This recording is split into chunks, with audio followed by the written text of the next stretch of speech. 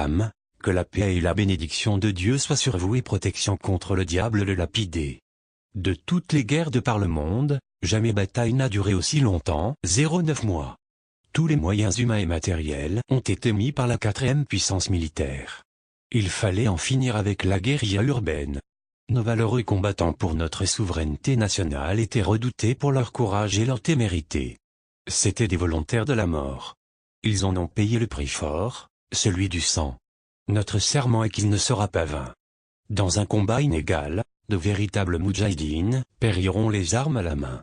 Et c'est ainsi que 404 fidèles trouveront la mort dynamitée dans l'immeuble numéro 05 rue des Abderrahman, à Marali, la pointe lieutenant de Yassef Sadi, Assiba Ben Bouali, Bouamidi et le petit Omar Yassef âgé de 12 ans. La France civilisatrice ne faisait pas de distinction. 32 citoyens avoisinant le quartier ont péri. Les habitants de la Casbah sont sortis dans la rue tellement le choc était violent et douloureux. Et ce n'était pas fini, avec l'autre bombe placée en plein milieu de la nuit par un certain commissaire de la France coloniale. 72 morts entre hommes, femmes et enfants arrachés dans leur sommeil. Yassef Saadi et ses hommes feront le serment de venger ces innocents.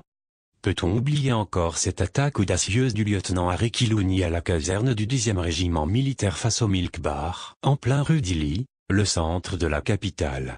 Sa mission accomplie, il sera blessé à la jambe. Rattrapé, il sera conduit devant le tribunal militaire puis condamné à mort. Il sera exécuté à la prison de Serkadji. L'autre attentat commis sur la personne du Bachaga et Ali par le jeune Kerar Smaï, 20 ans, à l'intérieur du cercle franco-musulman face au théâtre d'Alger, Batarzi Maïdine. Ayant réussi son coup, il sera poursuivi par une meute de policiers et abattu à la rue Jules Ferry. Je me remémore aussi que l'école Saroui a été un centre de torture, où le jeune Mouloud Arbadji a eu l'immense surprise de voir la jeune Moudjahida Ourida Medad jetée par la fenêtre. La France civilisatrice ne faisait jamais de distinction. Il faudrait peut-être rappeler aux femmes députées actuelles le rôle des femmes.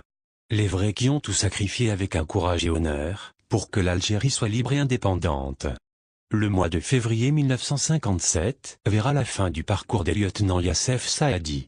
En effet, Abderrahman Arbadji, le téméraire, l'ami fidèle d'Ali Lapointe, trouvera aussi la fin d'un itinéraire qu'il avait volontairement choisi. Mourir debout plutôt que de vivre accroupi. Il fut localisé aux environs du numéro 06 de la rue du Diable. Hébergé chez la famille Rabah El Arjaoui, un docker connu, Daman Arbadji lutta avec courage jusqu'à la mort.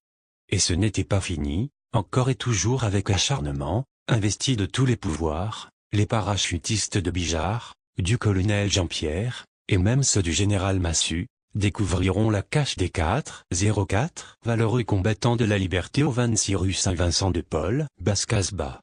Déby Cherif, Ramel Mourad, Zaya Amitouche et Ben Hafid Noureddin tomberont les armes à la main. Ils ont choisi cette mort honorable. Litaya et Djazervat Doubou El Wasseya La El Gassibine. Fidèles au serment prêté dès l'appel du 1er novembre 1954, ils sont morts pour que vive l'Algérie et le peuple algérien libre et indépendant. Hélas! Hélas! Hélas! Ce serment a été trahi post-indépendance. La soif du pouvoir, la ruée vers le Coursi ont dévoyé ce qui normalement ne devrait pas faire oublier tous les sacrifices consentis par nos martyrs de la Révolution. Pouvaient-ils, les hommes de novembre 54, imaginer un seul instant l'Algérie dans cette situation catastrophique? N'est-ce pas un aveu d'impuissance de la part du Premier ministre d'avouer, le couteau est arrivé jusqu'à la gorge? Et que la planche à billets était la seule solution au grave problème auquel sera confrontée l'Algérie? Et ce n'est pas fini encore. L'autre solution salutaire est l'exploitation du gaz de schiste. N'est-ce pas monstrueux? Où sont nos richesses naturelles?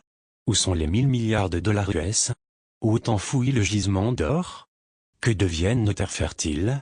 L'Algérie sous domination n'était-elle pas le grenier de l'Europe?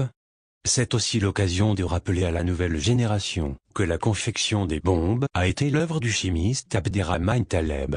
C'était le réseau de H' Didouche. Rachid Kouache, lui n'a pas eu de chance.